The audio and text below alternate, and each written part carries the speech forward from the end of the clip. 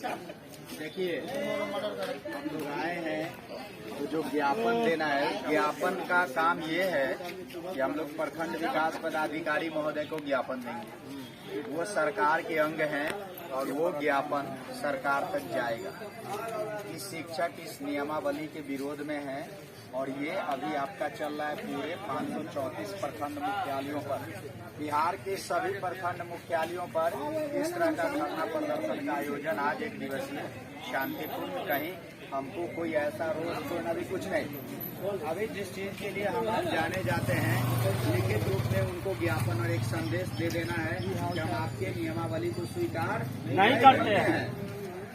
इसलिए हम शिक्षक एकता जिंदाबाद, बाकी मुर्दाबाद तो उस दिन जला ही दिए, तो मरल के मुर्दाबाद क्या करेंगे, उसको तो जला दिए। और एक चीज और है, हम आप इन चीजों को दिमाग से हटा लेंगे, सभी साथी इन चीजों को दिमाग से हटा लेंगे कि हम सिर्फ शैक्षणिक काम के लिए ही बने हैं। गैर शैक्षणिक काम में ये जाति आधारित गणना आता है।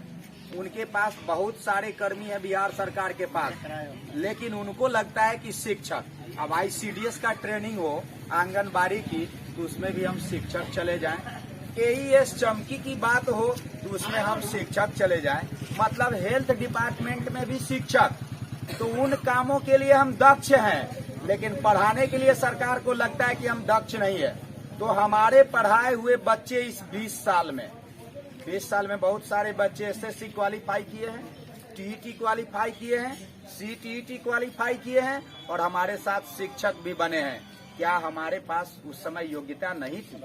तो इस सरकार, ऐसे वादा खिलाफी सरकार, और हमको लगता है कि इस सरकार के अंदर शिक्षा से कोई मतलब ही नहीं रहा, शिक्षा से कोई सरोकार ही नहीं रहा। इस सरकार को इस तरह की नियमावली लाकर उन्होंने अपनी मंशा को स्पष्ट कर दिया है कि हम शिक्षक बहाली करना ही नहीं चाहते। याद रखें कि जब 3 में हमारी बहाली हुई, 5 में हुई, 6 में हुई, तो जब 6 में बहाली हुई उस समय सरकार की नींद क्यों नहीं खुली कि हम BPSC का ही ताला खोल देते हैं कि अब जो शिक्षक बनेंगे कमीशन से बनेंगे।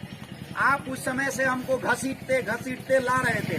अब ऐसी अवस्था में आप हमको कहते हैं कि चलिए BPSC फेस कीजिए, और 3 अटेम्प्ट, UPSC में 7 अटेम्प्ट है, 7 बार है, 5 बार है, और BPSC 3 अटेम्प्ट। इसका क्या मतलब है?